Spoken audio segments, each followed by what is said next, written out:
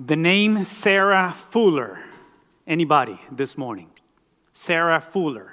And this is a name that came up yesterday or Friday. I don't know when it was. I'm losing track of the days.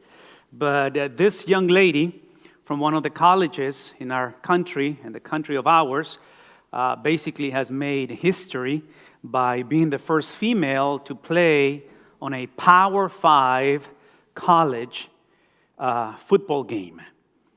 So COVID, what has done, as you guys know, has limited the number of players and availability to play the game. So this young lady is the goalie for the women's soccer team. And they used her in the actual football game. Was it yesterday or Friday? It was yesterday. Yeah, my family is gone, my wife is gone, and my kids are gone from the house. So when I'm by myself, I lose track of time and everything in my life. I don't function the same. But anyway, so when I think of COVID-19, and again, this morning, many of you are gracious enough to connect with us via the internet, and many of you guys are here this morning, so thank you. But COVID has changed many, many things. One of the things that COVID has done, and this is exactly where we're going for the next few minutes, COVID has exposed what we may call the bottom lines of life. And having this young lady played yesterday was exactly because the bottom line, this is going to be a game. You know, organizations, industries, you think about elections. It has been, besides the controversial issues and the divisiveness and polarization of whatever is going on politically, it was and it has been a challenge just to have an election this year. But the bottom line is that we needed to have a president. We need to elect a president. So again, for the world of sports, my understanding, there has been some postponing of games within professional sports. The NBA, within the last few months, they created a bubble. They went and created their own little thing so they can get to the bottom line of the industry, and obviously that's the result of COVID. The question is, and this is where we're going for the next few minutes, what do you think is the bottom line when it comes to Christianity? What's the non-negotiable? And here's where I'm coming, and this is why I'm emphasizing this on the last Sunday of November, moving into December, which is hard to believe, but we are almost at the end of the year. It's exactly that for us, ultimately, I am of the mindset, and again, this is completely prejudice and a little bit of just personal biases on this thing, is that we have negotiated what we call the non-negotiables in Christianity. And let me explain what I mean by that. So give me a little room to explain myself, and then we'll come back. And obviously, my goal is not for you to agree with me. My goal is that you go and search the scriptures. So whatever I present to you, you're going to make sure you're responsible to make sure that I'm speaking the Bible, right? Not just my thoughts of the Bible. So here's what I mean by that. I think for the church, the bottom line, the non-negotiable, is that we find Christianity, we find salvation, we find God, not on our experiences, but on the tangible, objective reality of the person of Jesus Christ. We are the generation that tragically, I think we have negotiated the bottom line because we are the generation, for whatever reason, whether it's the inheritance of previous generations just passing on to us, whether it was just organically and just came into because of our upbringing and again, the transitions in life, maybe COVID, I don't know, whatever it might be, but many of us, we have believed, we have embraced that Christianity or God is about what I feel. It's about my experience, about my testimony. It's what happened when I was back in, or what I'm feeling today, or what I hope to feel in the future. We call that the subjective. I don't believe the Bible opposes the subjective. I don't believe the Bible opposes your experiences and your, testimonies and what happened when you went through whatever you went through. But that's not what the gospel is. The gospel for us is literally the objective reality. That 2,000 years ago, a brand new baby boy was born, in spite of what people felt or thought, or the preconceived ideas of what they had in their minds when it comes to this concept of Messiah. I'm thinking of Peter making the confession of Matthew chapter 16, when he says that you are the Christ, the Son of the living God. He made an objective, non-negotiable, bottom line, you are the Christ. And then you go into the conversation and Jesus feels or thinks or sees the need to explain Peter's affirmation that he is Messiah, he is the Son of the living God. And tragically, and I said tragically sarcastically, but tragically Jesus explains that coming from the historical understanding that Messiah implied suffering, that Messiah implied eventually to be taken captive and punished, that Messiah or Messiahship has to do with eventually being killed and placed on a graveside. So the disciples don't like the definition of Jesus of Messiah, because they knew that if you're Messiah and you have to die, more than likely, we're going to have to die. And we don't like that idea. This is why Peter, in the very same passage, speaks and says, never. I will never allow that to happen. And Jesus replies, get behind me, Satan.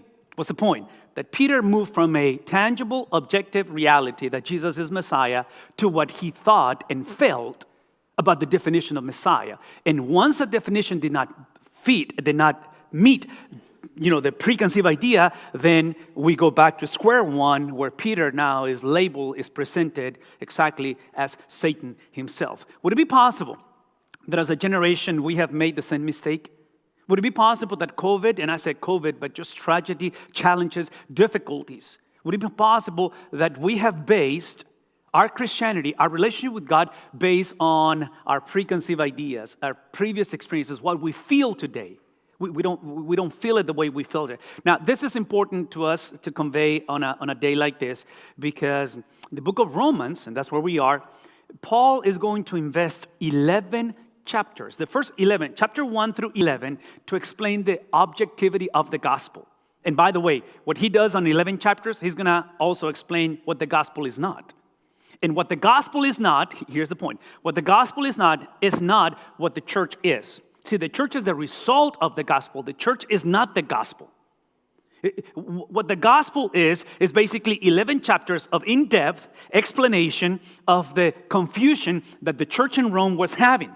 So from chapters 12, which is where we are, 12 and following, is actually what we call the subjective. Now there's the experiential. This is what you do. This is how you behave. This is how you navigate racial reconciliation in the church in Rome. This is how you navigate to be under a government that is bullying you and oppressing you. This is how you navigate corrupt leadership in the church. This is how you navigate, and then goes on and on from 12 and following. So all that I'm trying to tell you this morning is that my goal, our goal, hopefully today, is that we come back to the bottom line of Christianity. Why? Because I'm here to, again, I'm just arguing my point. I'm trying to present my case. I think that we have negotiated that. Now, with that being said, if you were with us last week, I introduced this and I gave you kind of the challenge that we have, because in chapter 13, which is part of the behavior, this is what it means of the 11 chapters. On chapter 13, he is instructed the church on how to deal with the reality of a government that, again, this is my understanding, that there's not such a thing as a Christian government. I think there is governments who process and do life through the worldview of the Bible. I'm going to say that again. There is not such a thing as Christian countries. There is not such a thing as Christian families. I think what it is, there are families who process life through the lenses of the gospel. What he's telling us here is that he's simply bringing the conversation that regardless of who the government is, see, in spite of what is going on with the government, there is only governments that they process life. They create policies and they do the structure of societies through the lenses of the gospel. What is the gospel? I'm going to say this again. The gospel is not the fact that they were Jews. The gospel is not the fact that they were Gentiles or non-Jewish. The gospel is not that they came from Greek background or Roman background or barbarian background or whatever you and I come from. That's not the gospel. The gospel is the 11 chapters of the book of Romans. And based on that entire chunk of information, which is a lot and is so just deep and profound on this, he comes and says, this is what you do. This is what you do. And again, this is so difficult to do for us because we typically base these experiences of the submission, of dealing with governmental officials, ladies dealing with a husband, singles dealing with whatever we're going through life, we typically put this in the context of what we feel and how we see it and how we grew up. What is my perspective? What is my understanding? I don't believe the Bible disagrees or opposes what you feel. But I'm going to say this again. God only endorses what Jesus felt, not what we feel.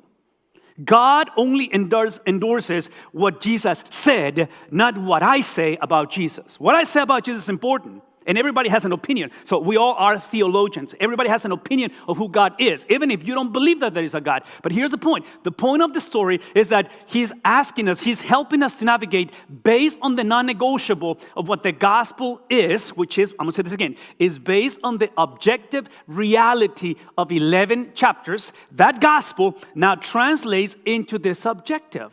And in this case, to me, this kind of has a little bit of subjectivity because look at the situation when you have a government authorities that every single one of us, no exception, every one of us, if we are navigating life through the lenses of the gospel. See, that's the implication. The implication is the 11 chapters prior. If you have never given your life to Jesus, if you are sitting in this place watching through this beautiful venues of internet and you are still thinking that you are saved because of what you felt, if you're thinking that you're safe because of what you believe, I don't believe those things are necessarily wrong, but I'm telling you, your salvation, especially when you are illustrating this to government officials, government systems, which you and I know, government systems change.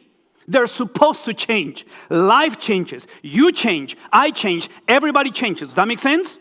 What do you do when life is chaotic and changing and the change is not favorable and the change is not perceived as something that is helping us? What do? You base your life in the unchangeable, in the unmovable, in the uncompromisable experience, not of subjectivity, but objectivity, which is the first 11 chapters of the book of Romans. Now, here's what I want you to, again, just if you were not with us last week, you can go back and watch online what we said about this whole entire deal, because to me, man, this is so crazy today. I don't know if you agree with me on this. This is so hard to do. This is almost impossible to do, to see the sovereignty of God in the context of government systems that you and I agree that they're not working. They're not working. They're not working. They are not working. And the reason why they're not working is simply, here's the reason, because we do not believe that there is such a thing as a Christian government. We believe that there are governments that they process, that they create policies through the lenses of the first 11 chapters of Romans. I don't know if that makes any sense. Okay, so here we go. So the question is, what do you do with this? Well, again, as long as we continue to be the generation, that we negotiate the bottom line. I just explained that, right? As long as we continue, and by bottom line meaning shifting, switching around, again, the objectivity versus the subjectivity of the gospel. As long as we continue to do that, we're going to struggle to process. We're going to struggle to process all of this through the lenses of the gospel. The Bible is not calling us to be under a government that embraces the gospel. The Bible is calling us to simply navigate the brokenness of life through the lenses that there is no authority except from God, and those which exist are established by God. So here's what I'm trying to tell you. As long as we continue to be confused and negotiate the non-negotiables, we're going to continue to have Christians or Christianity without a church. This is a contradiction of term. This goes against the nature of Jesus Christ. I'm going to say this again, because Romans, the book of Romans, the church in Rome is dysfunctional. The church in Rome is not the ideal church, is the real church. Anybody tracking what I'm saying? I'm going to say that again. See, we're called, the objectivity of the gospel invites us, brings us into the subjectivity of what we feel and how we are treated in the relationships and how we feel about the church. And again, I'm not against your feelings, but I'm going to say this again. See, as long as we continue to navigate church through the subjectivity of what you think and how I feel about church, we're going to continue to struggle to navigate this. Is anybody following what I'm saying? In other words, if we're the generation that tragically our governments are not asking for separation from church and state, but our governments are asking for separation from the government and God, the tragedy is not when this happens. The tragedy is when these people don't know what to do when this happens. All right, one more time. The tragedy, and it's tragic when you have a system, whether it's your family, whether it's your job, whether it's economics, or whether it's whatever other system in life, divorces and detaches from God. That's tragic. But I think why Paul is writing to the Roman church, the church in Rome, is because although this was the reality, Paul says that the issue is that the church does not know what to do with this reality. Now, this is why in chapter 12, he embraces with this transition of the objective message of the gospel, 11 chapters, what the gospel is not. And again, we don't have the time to go through 11 chapters, obviously. I'm focusing on the 12th chapter, of the 12 and following. He says, I urge you, and the you is communal. It's a communal thing. It's not you as an individual, but it's a plural you, brothers and sisters. And this is where the urgency, this is where the calling comes. It comes in view of God's mercy. Now, he's going to get to chapter 13 eventually, and some of us, we have made the mistake to think that God's mercy is only experienced if the government embraces the worldview of the Bible. In other words, some of us, we think that God's mercy is if we can get a government that embraces God. See, that's not what the Bible is saying. What the Bible is saying that in spite of the situation, in spite of the doctor's, diagnosis, in spite of what happened at home and what happened when I was 17, what happened, in spite of those things, here's the bottom line. It is in view of the mercy of God. We spent, how many weeks? 9 weeks in the book of Amos. And the book of Amos was a book that explained and gave and presented this tangible reality, this very objective reality of the judgment of God. And if there was one principle that we emphasize every week was the judgment of God, the justice of God is the result of the mercy of God. That's the principle that we nail and hammer and broad and continue to emphasize. So when he says in view of God's mercy, he speaks of offering what he's going to do in the objective, I'm going to say that again, the objective reality of the mercy of God. See, I'm going to say this again. I don't know how to emphasize this. I just don't know. I'm asking the Lord to help me. I've been asking throughout this week, help me to communicate this way. Most of us, we read God's mercy, and we base the mercy of God on how he makes me feel his mercy.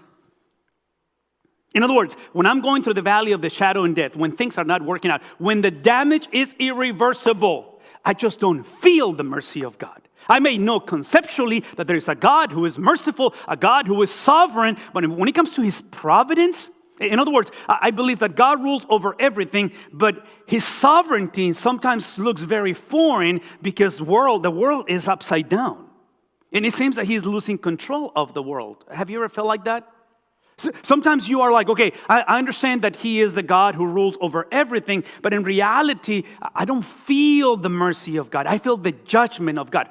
This is why he has spent 11 chapters, 11 long chapters to convey to us the non-negotiable, the tangible, the objective. So when you come to the subjective, when it comes to how you feel, maybe the mercy, or you may feel maybe the judgment of God, wherever you may find yourself, is not based on what you feel. So in this case, what he does, and this is just a quick example, he closes that 11th chapter. Watch this. The 11th chapter. He closes that section of the objective, the gospel, the non-negotiable, the bottom line, by saying this: here are the mercies of God. Who has known the mind of the Lord? It's a rhetorical question.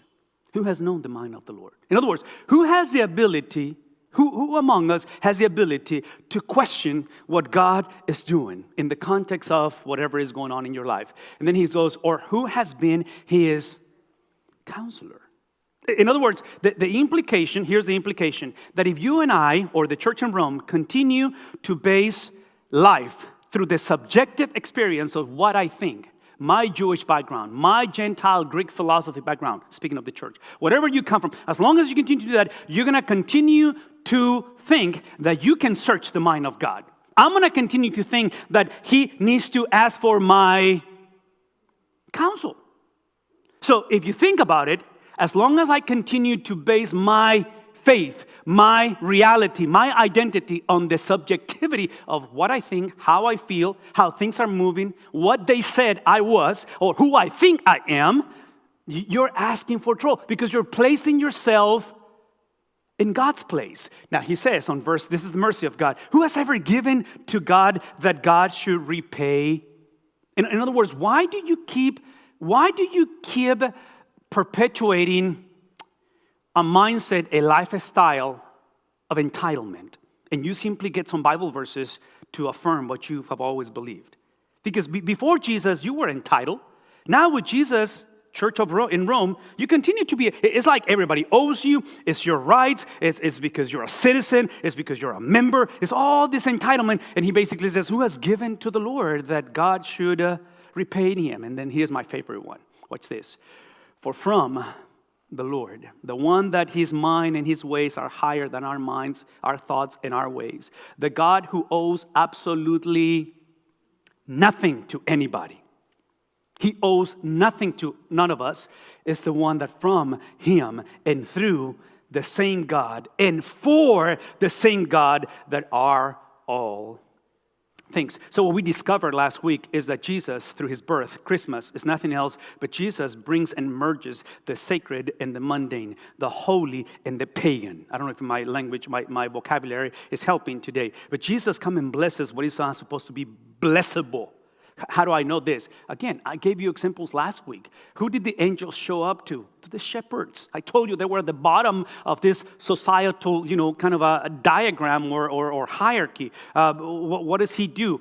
Speaking of how he merges things, I mean, he's born out of a virgin in a manger, and then the way he deals with his ministry, the way he goes about life. All that I'm trying to tell you is that look at the sovereignty of God is for him, from him, and through him, and for him are all things. Will that include the tragedy and the depth and the sorrow and the grief that you and I may experience in this life? Look at me. Yes.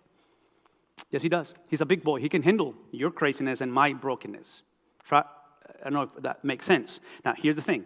The suggestion, the invitation is that we get these principles. This is the end of 11 before you get into the what does that mean and what do I do now that I'm going through whatever I'm going through. Well, what you and I are called to, this is the mercy of God that he did not have to. He did not have to shows that from him and through him and for him are all. He didn't have to do those, but he chose to reveal that. This is why Paul invests 11 chapters to convey this, that at the end, bringing, reminding, reestablishing the bigness of God.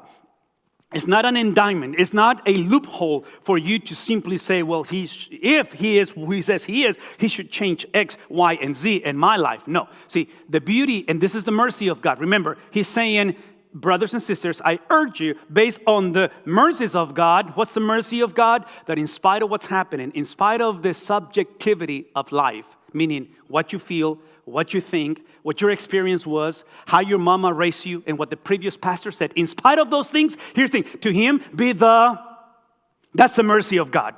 That at the end you get to glorify God. That he didn't ever promise to change the circumstances. He promised to give you the experience, the power, the might, the freedom to worship him in spite of the circumstances. He never promised that he was going to change the scenario for you. He is not speaking to the church in Rome and saying, guys, if you get your act together, your theology together, your lifestyle together, if you fix your relationships, I promise you I'll change the government for you. I promise you I'll give you cohesiveness instead of divisiveness in the church. Never promised that. What he's doing is he's promising that in spite of everything, all things are from him. All things literally are coming through him, and every single thing is for him. That's why it's that we are able to bring glory to him forever and ever. Well, those are the mercies of God, and this is why once we understand that, then we are able to offer our bodies. Again, the holistic view of giving ourselves to the Lord, not because of what he is going to do, but because what he has done. Not because of what is it that I'm experiencing, but it's because of who he is. So I offer my bodies as a living sacrifice, which implies, here is how he wants, and by the way, he's speaking into a generation that they had this mindset that you can divide or divorce what you believe and what you do. Your theology and your doctrine from your lifestyle. So he's bringing this fullness, this integration, this holistic view that obviously when he implies the bodies is implying that your body, what you do with your body, how you treat your body, who do you think you are, cannot continue to be based on the subjectivity of what you feel. or what you think, or what you were told, or what your profile on social media says. It's based on the reality that in spite of your brokenness, in spite of how difficult and how much suffering your body is going through, maybe it is your soul, maybe it is your spirit, maybe mentally you're struggling with ups and downs, whatever you may find yourself, he's saying, based on the mercy of God that I just described to you, 11 chapters of the mercy of God that gives you this reality check, this tangible experience of the person of Jesus, not of the church, but of Jesus, is that now you offer your bodies as a living sacrifice, which implies, here's the living sacrifice, is that the word holy is not the absence of sin. The word holy is that your bodies, your mind, your spirit, your intellect, everything within you has been set apart for Him. So whatever you do it for Him. Why? Once again, because we understand that everything is from Him, everything is through Him, and everything is... I'm not implying that He approves everything that happens to us. Please do not hear me say this. I'm not implying that He approves everything that the church in Rome is going through. He did not approve the abuse of the government. He did not approve the corruption of the leadership in the church. He did not approve the bullying and the human trafficking. He did not approve, but He has reminded us that in the context of the brokenness and the dysfunctionality and the self-inflicted pain that the church continues to bring into herself, he says, you have the ability that in your brokenness, maybe in the scars that you have from previous experiences, from whatever in the past, you are able to set apart your body for Him. You are able to find yourself being pleasing to the Lord. And at the end, this is where you can understand and you will be reminded that you were created for truthfulness, that you were not created for falsehood. And that this is a time that you understand that this is what brings proper worship. So Paul closes by saying, stop conforming to the patterns of this world. What's the conforming? I'm going to say this again. The conforming of the pattern of this world is when the church continues. I want you to listen to this. Again, if you were doing something else, here's my punchline. This is what I'm taking home today. The message of Paul is stop trying to see chapters 12 through 16 of Romans, which is the subjective, this is what we do, this is what we pull ourselves together, this is what I do now that she is gone, this is what I do now that I lost my job, 12 through, that we're called to do that based on an objective reality of 11 chapters. See, the patterns of this world says you need to find a religion that allows you to feel good. You need to find a God that you can manipulate. You need to pray whenever you can. You commit whenever you can. Anybody following what I'm saying? See, what he's describing is literally saying, you got to stop this nonsense. I gave you 11 chapters of the objectivity of Old Testament reality through the person of Jesus, brought the conversation to the point that now we are in the subjective situation. We are into the tangible, into what we may call the actual imperatives, the obedience. So you need to stop that nonsense. And here's how you do it. You do it by the transformation of what you think. This is why. And again, this is going to sound like a commercial. This is why we must, especially men and women, but men, because women, you keep on choosing these men, right? So, and I got 2 daughters, so I'm speaking to the choir. I'm a fellow struggler. Look at me for a second. As long as we continue to choose, ladies, men who are not under the teaching of other men. This is why church is not negotiable, because my tendency is to create my own version of the gospel. Anybody tracking what I'm saying? My tendency as a man and a woman, but as a man, is this concept of autonomy that I decide who God is. I relate to God the way I want. No, look at me for a second. This is exactly why he's writing this. It's not working. It's not working. It has never worked. And it's not going to work, because the bottom line is that the transformation begins by the renewing of your mind, and only then this renewing of the mind is not the improvement of your mind. It's not going like an iPhone from iPhone 6 to iPhone, 12 now? Whatever we're on the iPhones. See, it's not the improvement with more gadgets and more, features. Literally, this is the mind of somebody else's mind. The mind of, look at me, the mind of 11 chapters. The gospel, Jesus' mind. Tracking? This is not about just you hitting rock bottom and saying, oops, mom, forgive me. Speaking to the wife, speaking to the church and asking for forgiveness. This is not about, putting the pieces back together. This is about the mind of Jesus being imputed, transferred, given, and accredited to your mind and my mind. And then you will be able to test and to approve what God's will is. What's the will of God? The will of God is Jesus. The will of God is the 11 chapters of Romans. Is that clear? Is that a simple message? Listen to it again. See, the will of God is not chapters 12 through 16. It is the will of God based on the objective message that had nothing to do with the church. See, the first 11 chapters had nothing to do with the church. Nothing. Because what we said as a definition, the gospel is what God has done without my help. That's the gospel.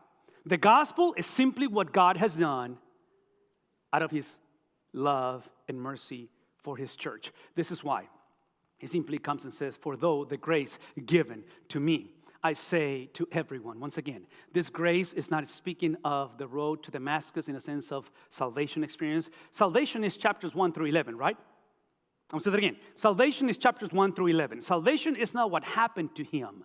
See, what happened to him on Acts chapter 9, the road to Damascus, speaking of Saul becoming Paul, see, that experience is what happened out of salvation. In other words, what we're talking about with the grace that has been given to him is literally the purpose of why Acts chapter 9 exists. So I'm going to say this one more time. I wish I had another hour to preach to you, but we're going to have to come back next Sunday. But listen to me for a second. Listen. I told you from the beginning that the issue for the church, the non-negotiable, the bottom line, is that we got to stop this nonsense of thinking that Christianity is the subjective. And again, I'm going to sound a little critical, but I'm just going to say it. The lyrics of the hymn, you know, you ask me how I know he lives within my heart. Anybody? Come on, Baptists. Yeah, the hymn. I'm not against that hymn. I'm not against hymns, but listen to the words. It's about your experience in your heart, right? Now, I'm not against your experience as long as your experience is based on 11 chapters of the book of, in other words, your experience of knowing in your heart that he lives has to be based on what Jesus experienced, not on your experience by itself. Don't idolize what happened to you. Don't worship. See, Paul is bringing this conversation to say, okay, it is through the grace given to me that this experience of Acts chapter 9, my conversion, watch this please, my conversion, what happened to me in Acts chapter 9, watch this. It happened because of the sovereignty of God, because of chapters 1 through 11, the God that sets and defines the purpose of redemption. And in chapter 9 of the book of Acts, I was simply invited to join the reason of this election, the reason of this redemption. Watch this. When he speaks of the grace given, is simply that grace is not just what happened to you. That's salvation. Salvation is what happened to you. Grace is also that the same God defines why it happened to you. The purpose of that salvation. Apparently, the church in Rome, they were confused, not about salvation. They were confused about why they were saved. Why are we saved? What's the purpose of this salvation? Now, look at me. If we're confused about the purpose of salvation, we're going to be confused about the purpose of marriage, the purpose of identity, the purpose of money, the purpose of struggles, the purpose of the government, the purpose of sexuality. Anybody tracking what am I saying? We're in trouble because we have negotiated the non-negotiable. So Paul says, here's the grace given to me that the God of the Bible not only saved me, but he also dictated, established why I am saved. And what is it that you're saved for, Paul? Well, he's saved. He says he gave it to me to say to everyone. See, the bottom line is this, is that if you are a follower of Jesus, you were saved for the health of the church. And as long as we continue to educate, to disciple our children, that salvation is what you feel, is how you feel, is what you think, is what happened to you. See, the church is going to continue to be, what's the opposite of health? Unhealthy. As long as you make salvation chapter 12 through 16 in Romans, see 12 through 16, I'm going to say it again. 12 through 16 is simply what happens once you're saved. It is the result of being saved. See, salvation is what happened on chapters 1 through 11. And this is why he says, I want for everyone to understand, because if the church is going to be healthy, it's going to require not a new pastor, not better preaching, not better Sunday school classes. What's it going to require? It's going to require... Oh, come on. If the church is going to be healthy, if you're going to be a healthy Christian, you need Everyone. See, people who do life, Christians, without the church, they, instead of grace given, they think that God owes them salvation because I don't have any tattoos because I was a virgin when I got married. Again, I'm not, I know I just lost you with the tattoos. Look at me for a second. It's not about what you do. It's not chapters 12 through 16. The grace of God is chapters 1 through 11 that Paul introduces this grace by speaking of depravity. Isn't that crazy? Grace in the context of depravity. That's exactly what we need. We need the diagnosis, the reality that we are not sinners because we sin. It's that our sin is simply the result that we are sinners. So this is why he says, I want you to understand that this is for everyone among you not to think more highly of himself than he ought to think. But instead, you need to think so as to have sound judgment as God. See, here's what's happening in the church. The church was driven by badges, by curriculum, by entitlement. But what I know and how long I've been here, by knowledge, by experiences. And Paul says, it is to be driven by what God has. See, the beauty of the gospel is not that you have a better experience. The beauty of the gospel is that all of your experiences, good, bad, ugly, successful, and unsuccessful, look at me, they have one purpose. It's for you to be driven by towels, not by badges, by a life of service. And this is why he basically says all of this is going to be to each a measure of faith. This is where we simply bring the conversation into the experience that the grace of God is not simply Romans 1 through 11, which is salvation. The grace of God is that this grace was given to me, the purpose why I'm saved, so that I can speak to everyone in the church. Again, based on the towels, because you continue to be driven by badges. You continue to complain. You continue to be unsatisfied. You continue to simply put someone else's responsibility for what you've done, or whatever the case might be. Look at this. And then that sentence says you got to do this to each a measure. God has given, God has modeled, God has imputed that the one who knew no sin for our sake, Philippians chapter 2, that he was in a condition of God, being God himself, chapter 2 of Philippians, that he detached from that something to be grasped. And then what he does, Jesus is speaking, Paul describing Jesus, that he goes into this process of humility, that he not only became one of us, Emmanuel, God with us, that he not only walked among us, not simply as a rabbi teaching about God, but he was God teaching to us. Not only that he came into the place where now, going back to the confession of Peter, that he is Christ, the Son of the living God, and then he goes through the suffering, he goes through the execution, he goes through the incarceration, he goes through the resurrection, because ultimately what he did from a generation 2,000 years ago that was driven by their ethnicity, a generation that was driven by their knowledge, a generation that was driven by their experience, Jesus imputed, Jesus transferred, Jesus rebuilt, recreated his own character in the life of the church. So when Paul says that this is to each a measure of faith, the beauty of this gospel is that this morning we understand that this faith, literally this faith is a forensic faith. This is not a group of people that simply grew up believing in God. This is not about how you were raised. I am glad that mama and grandmama and the previous whoever, helped you and navigated those things, but those were means to an end. Your faith, important as it is, has no meaning unless you have God as the object of that faith.